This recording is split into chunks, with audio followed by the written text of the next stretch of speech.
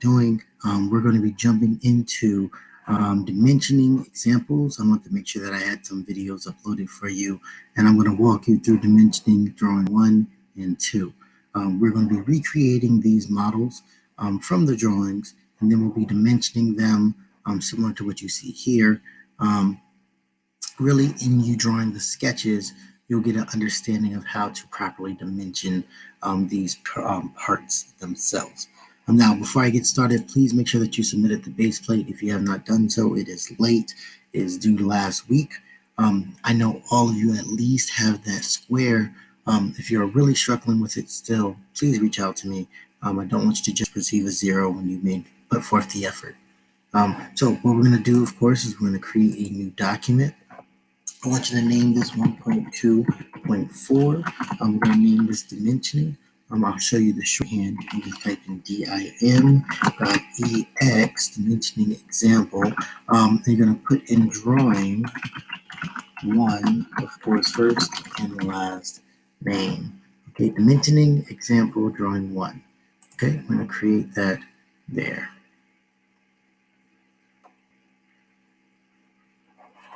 Okay, now we're right into our space. I'm going to move me right to the middle.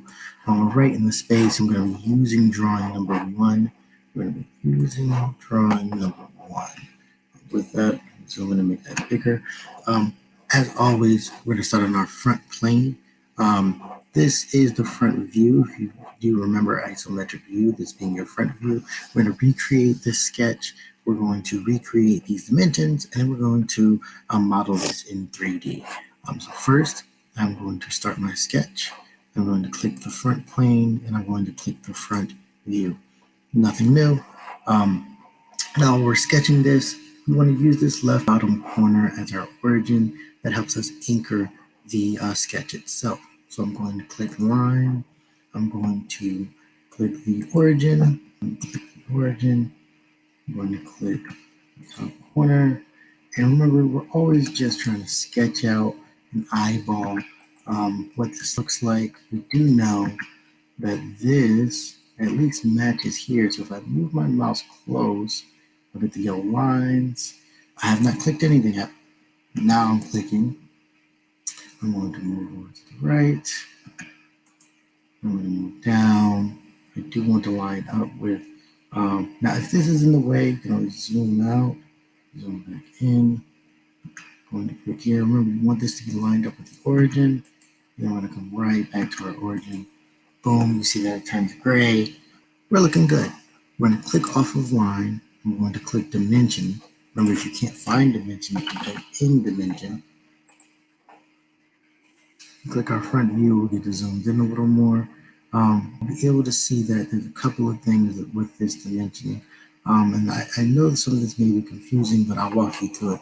There's 2, which is our biggest dimension. There's 1, this line. This gap is a half. This line is a half. We have the overall height as 1.5. And then from this gap to the top part, we have 1. So I'll show you where we're going to start and how we can make it look exactly like the drawing. So we're going to start with the largest one being 2. We're going to start down here. Even though that's up top, it's really dimensioning this line. So I can click this line, I can make that 2, and I can drag it all the way up here. That's where it ends up. I'm going to click, I'm going to type in 2, and we know that my whole sketch is going to change. Good.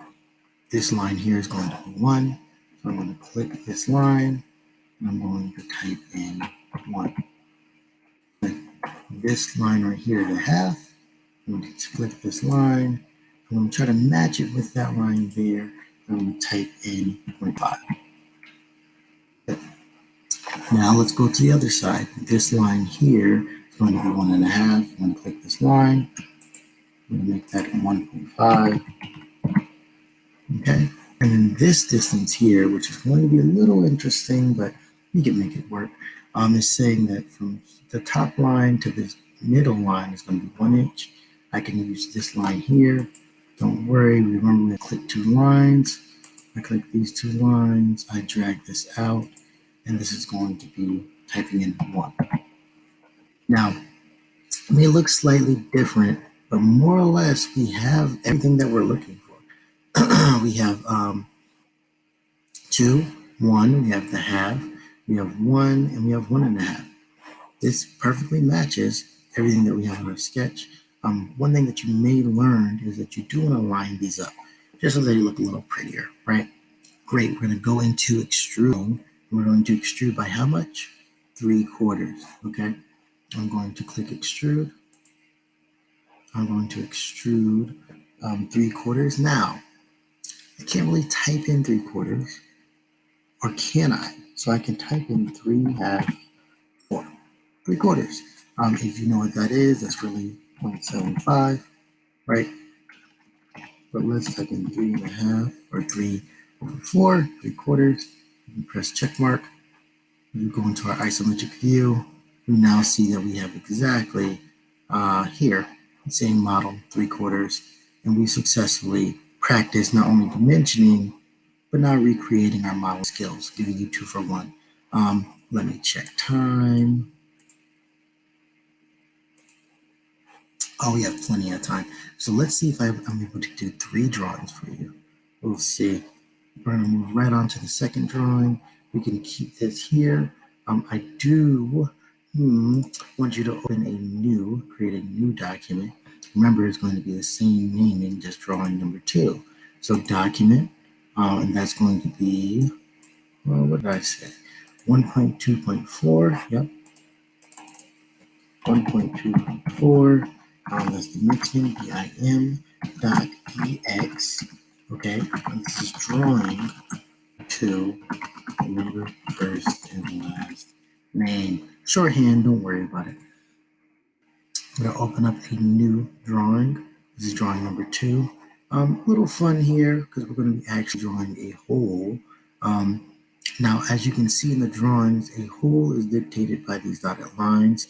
That means that it's a through hole, and that I may not see it from the top, but it's letting me know that it is there. There is a hole there beneath the surface, or the top part of the model.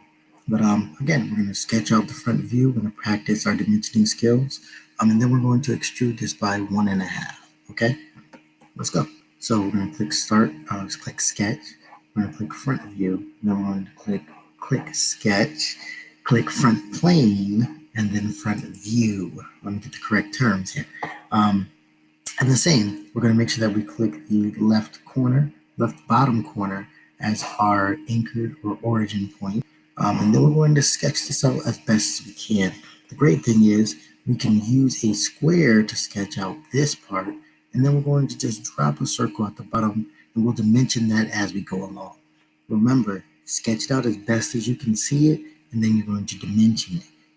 Do not try to sketch it out perfectly. It's not going to be perfect. It's okay. So, bottom left corner, click on our origin. We're going to use a corner rectangle, and we're going to click right on the origin where it's highlighted, okay? Click and drag,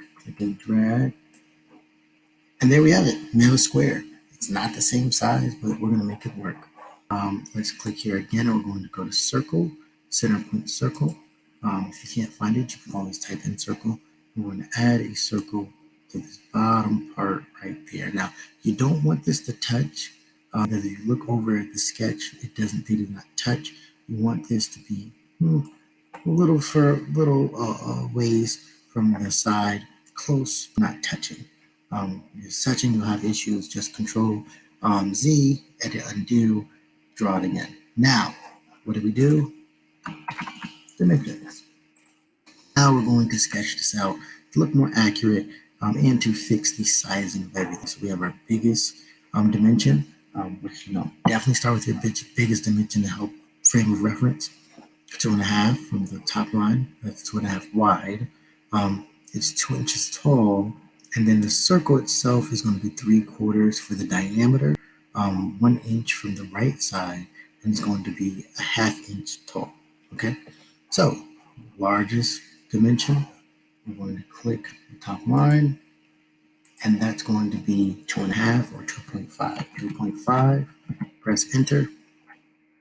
All right, and then we know Zoom out a little bit. With the right side here, I'm going to click my right side, and that's going to be 2.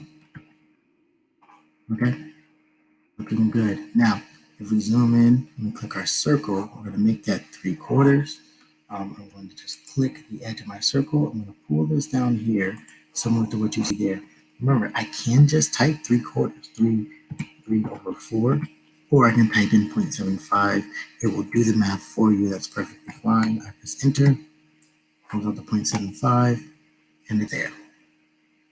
Now, I'm going to make this 1/2 inch tall. Excuse me, 1/2 inch tall. I can click the center point, and then I want to click the bottom line. That's how I do the height. I'm going to drag this over, and even seeing how the dimension is, I can drag it up, and that's going to be 1/2 or 0.5. Okay. Now for the last but not least, I'm going to make this 1 inch from the right. I can click the center of the circle. Click the center of the circle. I'm going to click the right side. Now, when you first click the center of the circle, you may not see a dimension. Don't fret. You have to click the center of the circle, then click the right side, the right line, and then you'll see a dimension pop up. We're going to change that to 1, and we have successfully dimensioned everything. It's exactly the same, 2.5, 2, 0.5 or 1/2, 1 3/4. I want you guys to practice dimensioning while you're modeling. It's kind of reinforcing both skills, and you'll see the proper way to dimension this. This is just so that you can see it visually without it being cluttered, because we saw what it's like when it's cluttered. So let's practice that now so it doesn't look messy or confusing or overwhelming. Now that we have this, we're going to go into extrude. We're going to extrude by 1.5. We're going to click extrude.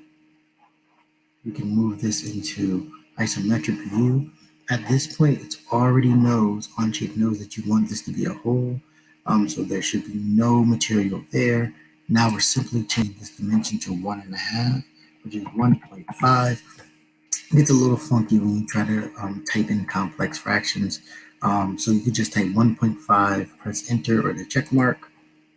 We have recreated this model, and we have practiced our dimensions at the same time. So